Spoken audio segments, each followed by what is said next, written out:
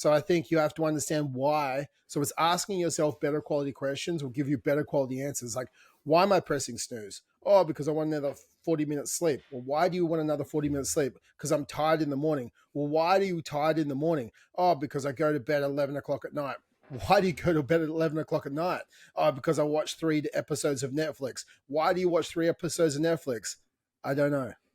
And like, you have to keep asking why until you get to the actual reason. And if you keep watching, and if you can ask again, well, if I had to know, why would that be?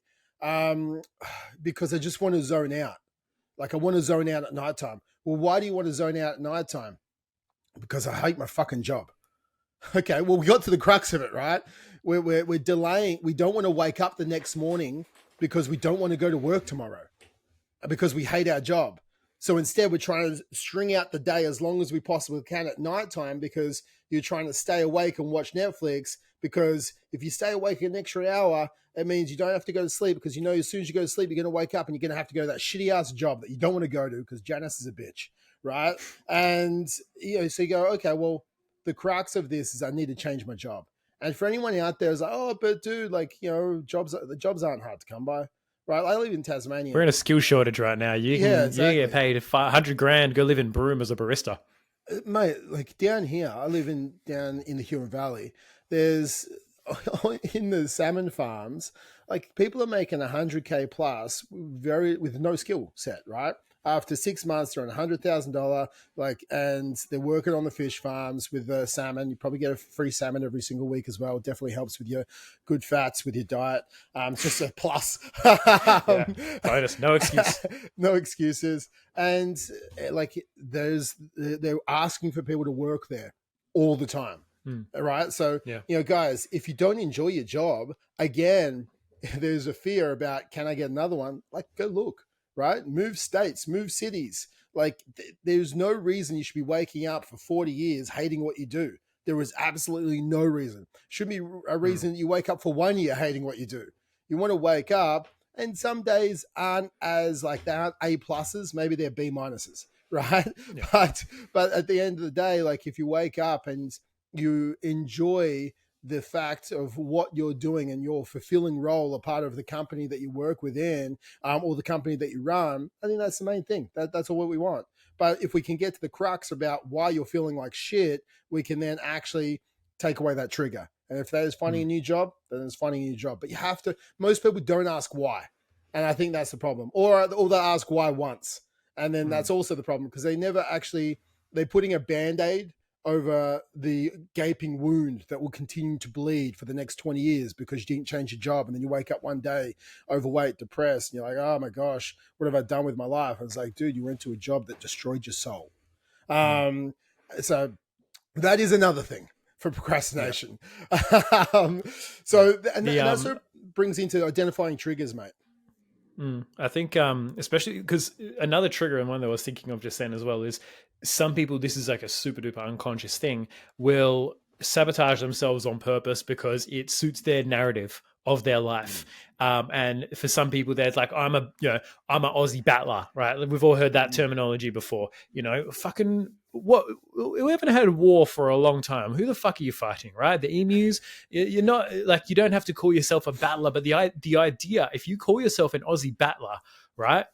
You that is inherently, like, unconsciously bringing to you battles to fight because that's who you are. So you manifest, right? And it depends on how woo-woo you are, but you manifest and you look for these things because, like, if you just say, nothing ever goes right for me, you're always going to look for the shit that doesn't go right for you, right? Like, I have a very different outlook. I have an outlook that things always just kind of work out for me. It's crazy how well they work out for me. I set my intention on marrying my wife. I married my wife. It was great, right? I was like, I'm going to get abs. I got abs. That one took a bit more work than the other ones did. Trust me. Listen to last week's episode if you want to know about getting abs. But if you have the attitude and the idea and the thought process, right, and this sort of underlying trigger of, no, this is who I am, or this is how life is for me. Like, I have a hard life. It's always been a hard life. Then you're going to look for shit that justifies that because your brain doesn't like to be wrong. This is a test you can do. If your wife asks you, oh, where's the Vegemite? And before you even go to the fucking cupboard, you are saying to yourself, Oh, I don't know. I have no idea what the Vegemite is. Why would she ask me where the Vegemite is? I don't use the Vegemite. I'm a peanut butter man through and through. And, you go to the cupboard, you're going to look around, you're going to be like, yep, see, not there. I have no idea where it is. And she's going to come up, she's going to pull it. It looks like she pulled it out of thin air. She's going to show you. And you'll be like, what the fuck was that? Right? It's literally called a mental blind spot, called a scotoma. It blacks it out because your brain doesn't want you to be wrong. Your brain doesn't want you to think one thing about yourself or about the way the world is and then have the evidence be opposite to that. It's a legitimate brain thing, right? It's very scientific.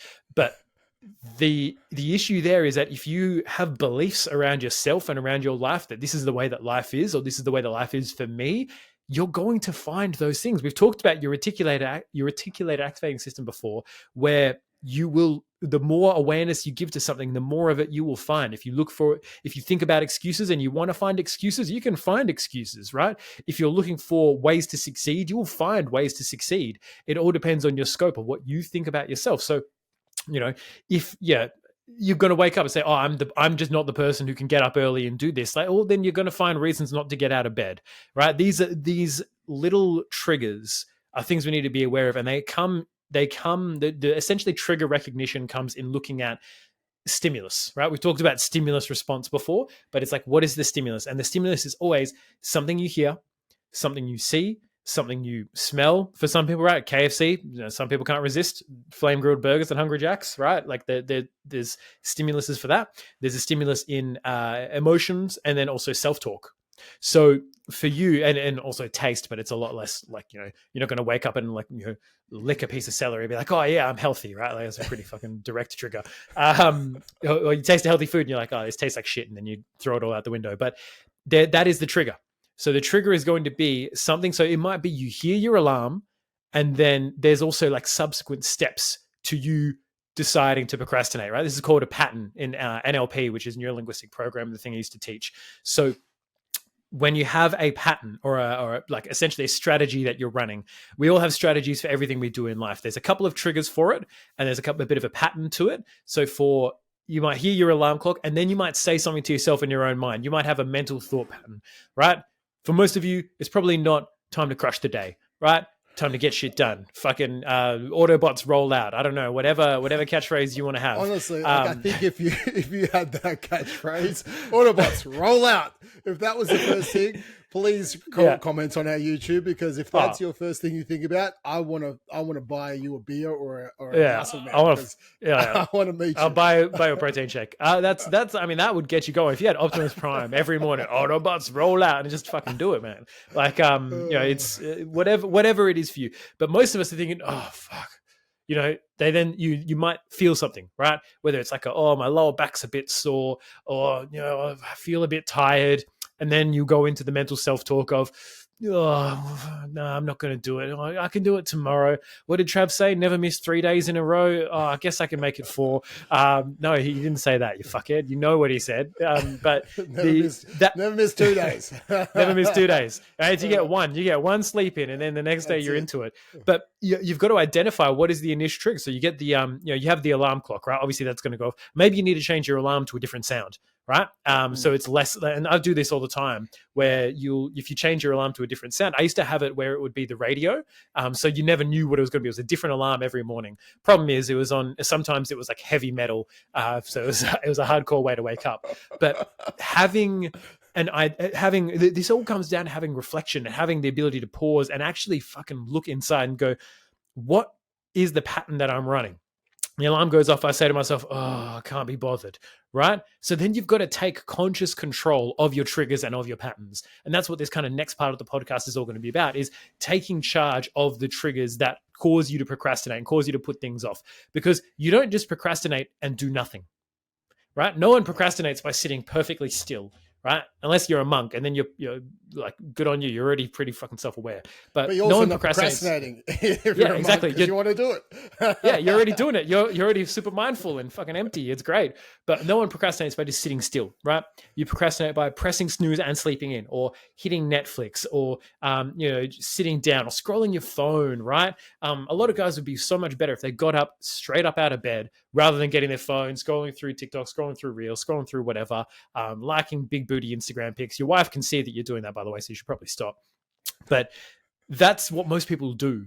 So you've got to decide a different course of action, and you've got to take conscious control of a different course of action. And that starts with identifying what's the trigger, right? Again, it might be sitting down after work, right? So don't give yourself the opportunity to sit down, drive straight to the gym from work. That's got to be the option. Or here, like having a certain mental self-talk in the morning when you wake up, you've got to then take control, and because you do control what you say in your own mind, and you've got to give yourself something that works. You've got to see yourself something that gets you up out of bed, that gets you started, that gets you moving in the direction of what you want to do. So you've got to identify what is the trigger for you to procrastinate and put shit off.